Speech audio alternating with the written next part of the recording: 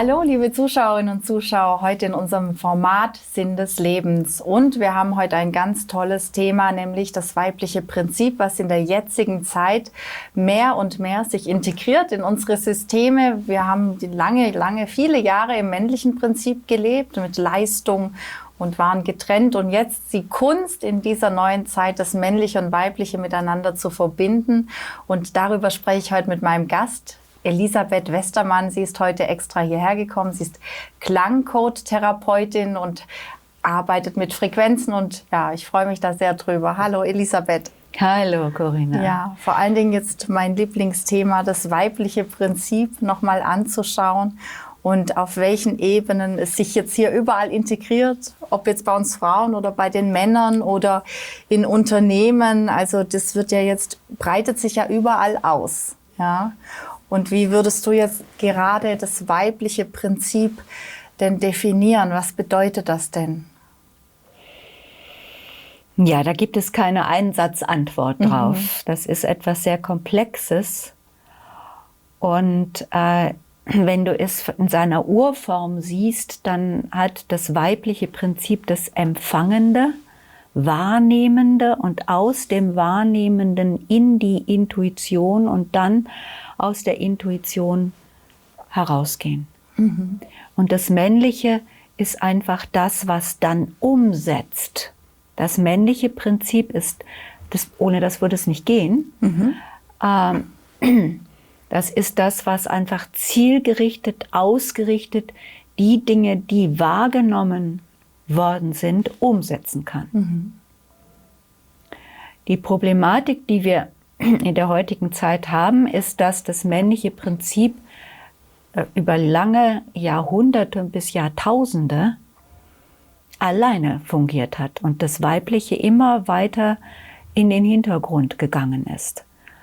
Da mag es verschiedene Gründe für geben. Ich glaube, ein ganz wesentlicher Grund ist, dass das weibliche Prinzip als das Gebärende, ja, das neues Leben erschaffende, einfach auch dem männlichen Prinzip ein Stück weit Angst macht. Und dass es dadurch natürlich wunderbar war, als wir in diese Zeit der Getrenntheit gegangen sind, dann erstmal nur mit dem männlichen Prinzip zu gehen und dieses Weibliche erstmal ganz zurückzunehmen. Und dieses Zurücknehmen ist dann so stark geworden, dass wir vollkommen vergessen haben, worum es eigentlich geht, was es denn eigentlich ist. Und wenn wir heute immer mehr Frauen in auch so bisher männerdominierten Berufen haben, dann ist das zwar eine wunderbare Sache, aber das hilft uns nicht wirklich weiter, um dieses weibliche Urprinzip zu verstehen. Weil meistens ist es so, dass die Frauen die besseren Männer werden. Ja. Ja? Die nutzen dann unbewusst ihre Fähigkeit, ihre intuitive Fähigkeit, um noch zielgerichteter zu sein als der Mann. So, was kann denn die Frau oder das weibliche Urprinzip hinzufügen zu dem, was an Männlichem in der Welt gewesen ist? Das ist ja die grundlegende Frage, um die es hier geht. Ja? Und mein Gefühl, meine Wahrnehmung ist, dass es da eben verschiedene Ebenen gibt. Einmal gibt es eben das Unschuldige in dem Weiblichen, das Mädchen. Dieses Unschuldige, was bereit ist, sich allem erstmal zu öffnen. Das haben wir übrigens ganz stark, fällt mir nur gerade in dem Zusammenhang ein, bei den Menschen, die eine Offenheit haben in den USA. Ich habe ja viel in den USA gearbeitet. Ja. Und dieses Try-and-Error-Prinzip, lass es uns einfach mal ausprobieren, das klingt klasse, mach's doch mal. Ja. Ja? Das ist ein Teil von dem. Da ist so eine Freude drin, da ist so eine Leichtigkeit drin, da ist so eine Unschuld drin. Ja? Und diese Unschuld, wenn die erhalten bleibt, wenn die nicht vergewaltigt wird, in welcher Weise auch immer, das Schlimmste ist dann eben vom Mann wirklich physisch vergewaltigt, aber da gibt es ja so viele verschiedene Abstufungen Ja gut, das haben wir ja mit diesem Schulsystem. Das ist ja eigentlich auch schon, ja, Zum du bist Beispiel nicht auch. gut genug, du musst funktionieren. Also da Ganz kriegen wir ja genau. schon diese Prinzipien übergestülpt, die uns ja davon wegbringen. Ja. Genau. Und wenn das aber nicht gestört wird, sondern wenn das anfangen kann, sich zu entfalten, dann entsteht eine schöpferische Urkraft. Ja? Und diese schöpferische Urkraft, das ist das, weshalb ich jetzt das Rot anhabe, das ist dieses voll erblühte Weib sozusagen. Ja? Dieses Weibliche, was einfach wahrnimmt, aufnimmt, bewegt, umsetzt und dann ausspricht. Ja? Was machen die Frauen meistens? Ja? Ja? So. Ja. So. Es geht darum, erstmal nach innen zu nehmen. Das ist so schön. Also ich bin nicht unbedingt jetzt so ein Bibelfan, der dauernd mit Bibelzitaten rumläuft, aber das ist eins der schönsten, die ich kenne. Und Maria nahm alle diese Worte und bewegte sie in ihrem Herzen. Das war, als die Hirten bei dem Jesuskind gewesen waren und einfach ihr mitgeteilt haben, was sie erleben, wenn sie dieses Jesuskind anschauen. Das hat sie alles wahrgenommen, aufgenommen, bewegt und damit hat sie ein Verständnis entwickelt für das, was sie da geboren hat. Ja?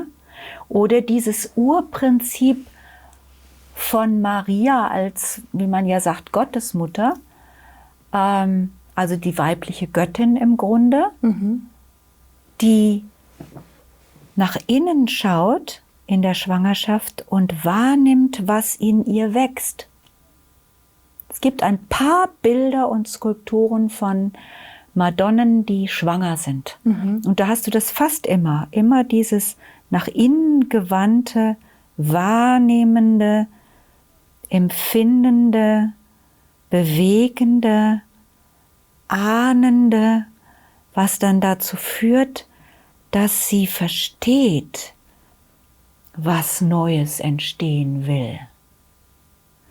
Und wenn sie das immer mehr versteht, wenn sich da aus diesen verschiedenen Ahnungen und Wahrnehmungen etwas formt, dann wird sie zur Schöpferin, dann kann sie das Kind gebären. Ja? Nicht nur das Menschenkind, sondern eben auch diese Schöpferkraft, aus der heraus etwas Neues geboren wird. Ja? Wie kann ich schöpferisch tätig sein, wenn ich nicht erstmal nach innen wahrnehme? Und diese Zeit, sich zu nehmen, ohne das Gefühl zu haben, ich bin ja jetzt faul. Ja? Nein, ich setze mich hin und ich bewege das erstmal. Also meinetwegen, wir hätten jetzt eine Konferenz von Männern und Frauen in einer Firma. Es geht um die Entwicklung eines neuen Produktes. Die Männer stellen ihre Idee vor, die Frauen stellen ihre Idee vor. Dann zieht man sich zurück und bewegt das innerlich. Wo gibt es denn sowas noch? Ja? Aber das ist der Sinn. Ja? Wahrnehmen. Okay, da könnte man ja vielleicht noch das hinzufügen, kommt dann nämlich. Ja? Ach, da könnte man das auch weglassen, das gehört eigentlich nicht unbedingt dazu. Wenn ich etwas Neues entwickle, ich bin ja schöpferisch oft tätig, weil ich einfach mit den Klangcodes arbeite und dieses Feld zu halten habe. Es ist immer so, dass das durch verschiedene Phasen geht, bevor es rausgeht. Ja? Da kommt eine Idee, dann fange ich an, das zusammenzusetzen, dann lasse ich das wirken, das ist wie ein innerer Kochtopf. Ja? Dann darf das arbeiten und dann, ach nee, das gehört eigentlich gar nicht dazu. Ach ja, das würde eigentlich noch dazugefügt werden können, dann wäre es noch runder. Okay, wie ist es denn jetzt? Na, irgendwas stimmt noch nicht, lassen wir es noch mal liegen. Ja? Und dann, wenn es dann rund ist, dann kann es ausgesprochen werden oder dann kann es in die Welt hinausgehen. Und wenn wir dann ein neues Produkt auf den Markt bringen, bleiben wir mal bei dem Thema, dann hat das Hand und Fuß. Dann haben wir berücksichtigt, Frau berücksichtigt das. Weibliches Prinzip, die ist mit der Erde verbunden. Ist es in Übereinstimmung mit Mutter Erde? Oder führt es dazu, dass Ressourcen verschwendet werden? Führt es dazu, dass die Erde verschmutzt wird? Führt es dazu, dass die Erde ausgebeutet wird? Ja, wie ist es mit der Tierwelt? Wie kann die mit einbezogen werden? Wie ist es mit der Pflanzenwelt? Wie kann die mit einbezogen werden? Wie kann ich das Produkt so gestalten, dass es keinem schadet und nur seinen Nutzen entfalten kann? Das wäre das Weibliche. Das Weibliche ist die Mutter. Ja, das ist die 3. Stufe. Die voller Blüte Frau wird zur Mutter. Ja? Und sie schützt und sie fängt an, einfach das alles zu berücksichtigen und wahrzunehmen. Und sie ist auch in der Lage, das alles wahrzunehmen. Muss ja auch erstmal möglich sein. Ja. Ja? Und dazu braucht es einfach Raum und Zeit. Und dann wird das alles integriert. Und dann entsteht ein Produkt in Zusammenarbeit. Die Frau ist Mutter, die hat mehrere Kinder, die will sie in Harmonie miteinander haben. Die hat eine Familie, die will sie zusammenhalten. Es geht nicht um Trennung, es geht um Verbinden. Und jetzt noch darüber hinaus ist dieses Prinzip ja nicht nur in der Frau. Das ist genauso im Mann. Der Mann als männliches Wesen im männlichen Körper hat mehr die Aufgabe, rauszugehen und umzusetzen als die Frau. Deshalb hat er auch mehr Muskeln, deshalb hat er mehr Körperkraft, deshalb hat er oftmals auch mehr Zielgerichtetheit, nicht immer, aber kann durchaus sein. Ja? Aber er hat genauso wie die Frau das Ahnende. Und er kann, wenn es gut läuft, mit seiner Frau oder mit den Frauen in seinem Team seine Ahnungen besprechen. Und dann kann die Frau das hinzufügen. Und die Frau kann dann auch in ihren männlichen Part gehen und sagen, du, in der Umsetzung fehlt mir aber noch das. Und dann haben wir 2 vollständige Kräfte, die einander begegnen und verschmelzen können, ohne sich zu verlieren. Das ist weil sie beide vollständig sind. Ja, das ist auch eine schöne Überleitung jetzt in die neue Partnerschaften-Situation. Ja. So ist es. Ja. Jeder Mensch sollte zunächst mal die Möglichkeit haben und möglichst sie auch umsetzen, wenn er da hineingewachsen ist, in sich selbst das Weibliche und Männliche zu vereinen. Und es gibt bei den großen alten Philosophen, zum Beispiel bei Christian Rosenkreuz, ja auch dieses Symbol der sogenannten alchymischen Hochzeit, also der Hochzeit, die aus der Alchemie entsteht, der Begegnung von weiblich und männlich, der Begegnung von dunkel und hell. Das Dunkle hat genauso seinen Stellenwert. Es gäbe kein Licht im Raum, wenn der Raum nicht erstmal dunkel wäre. Es gäbe keine Dunkelheit, wenn das Licht nicht wäre. Also es bedingt sich gegenseitig und es braucht einander.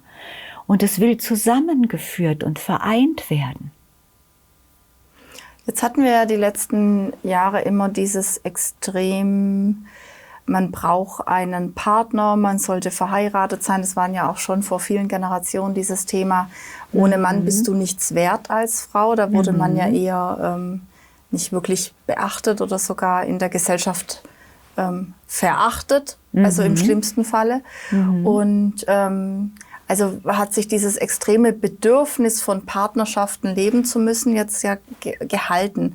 Und man merkt jetzt doch so in dieser Zeit der Transformation, wie doch auch viele, weiß nicht, ob das jetzt so stimmt, aber dass schon auch Partnerschaften auseinandergehen und manche dann sagen, okay, ich komme jetzt erstmal in mein Sein, All-Eins-Sein mit mir selber. Hast du diese Prozesse gesehen oder wie geht das auch in der Partnerschaft gemeinsam? Das geht auch in der Partnerschaft. Das ist nicht ganz einfach, weil man sich dann gegenseitig in Ruhe lassen muss. Und die meisten Partnerschaften sind ja noch entstanden aus einer Bedürftigkeit. Die Verbrauchergemeinschaft. Ich brauche vom anderen etwas, was ich selber nicht habe. Ja? Und dann hast du so eine Form, in die dann so eine Form hineingeht und dann hast du ein Ganzes. Ja?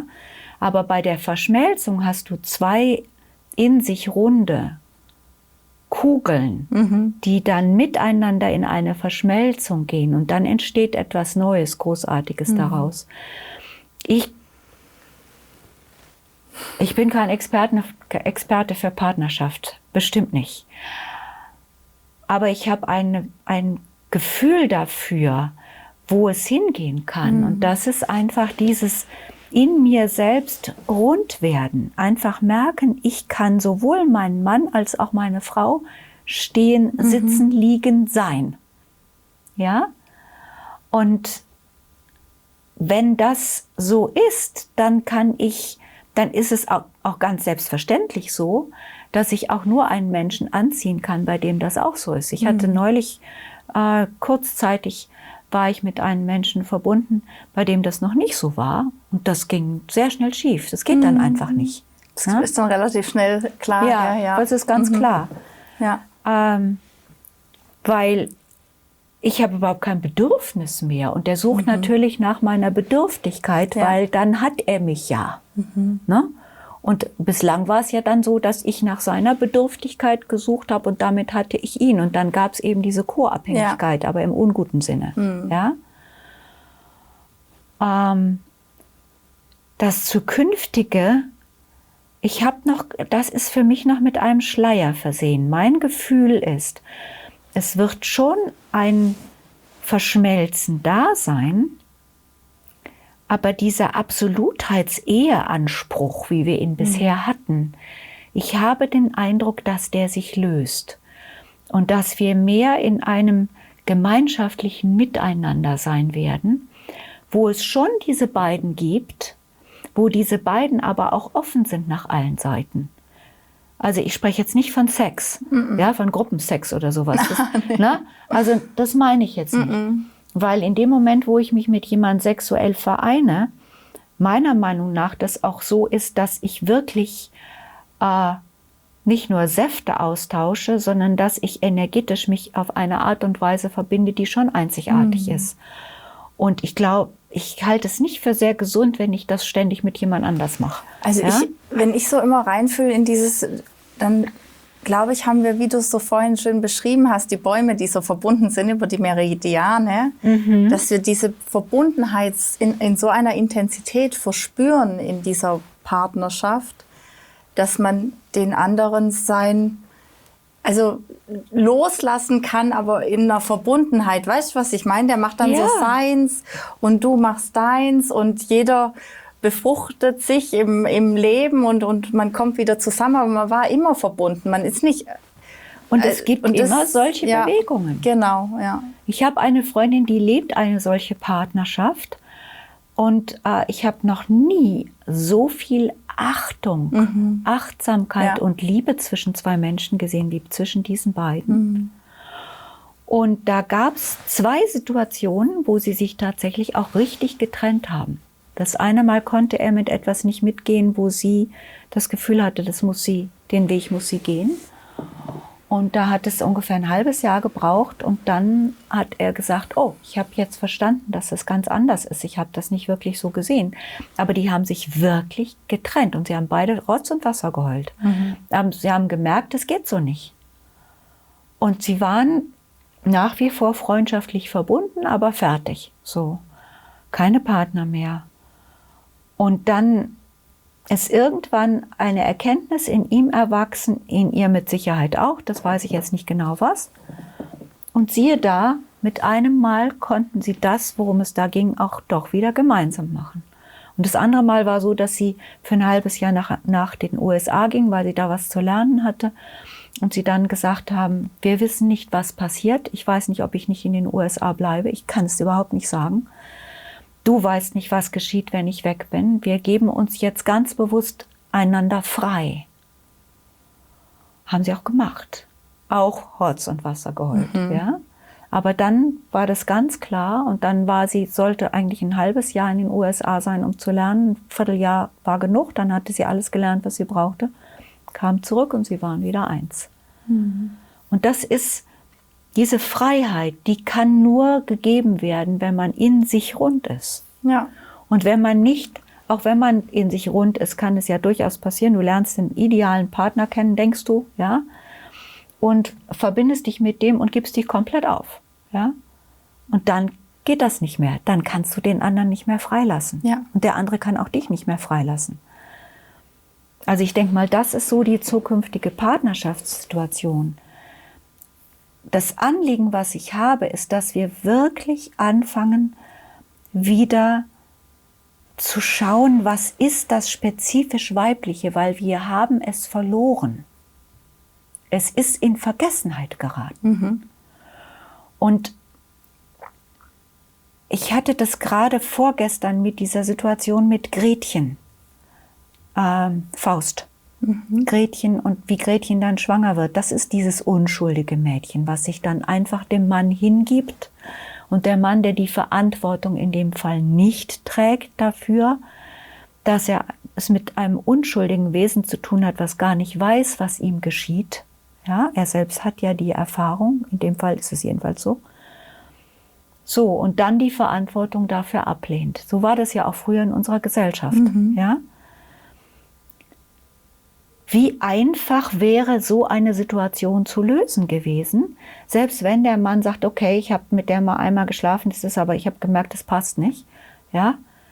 Wenn es eine größere Gemeinschaft gäbe, könnte so ein Kind ohne weiteres geboren werden und aufwachsen in einer Gemeinschaft von Männern und Frauen, Tanten und Onkeln und ja, so. Ja. Wäre überhaupt kein Thema gewesen. Aber nein, dieses unschuldige Mädchen wird vollkommen allein gelassen mit etwas, was sie nicht bewältigen kann, und dann wird sie darüber verrückt. Aber Gott sei Dank nicht verrückt genug, um nicht zu sagen, mit dem Teufel bin ich nicht im Bunde. So endet ja der Faust dann. Na? Ich gehe nicht zu dir zurück, solange du mit diesem Gefährten bist. Der ist mir unheimlich. Ja? Und dann heißt es am Ende vom Faust, sie ist gerichtet, nein, sie ist gerettet. Ja? Weil sie einfach dann diese weibliche Weisheit doch noch in sich trug. Obwohl alles um sie herum und in ihr selbst zerbrochen war, hat sie diesen Funken gehabt. Nein, das fühlt sich nicht richtig an, das kann und will ich nicht mitmachen. Ja? Und dadurch war Heilung möglich.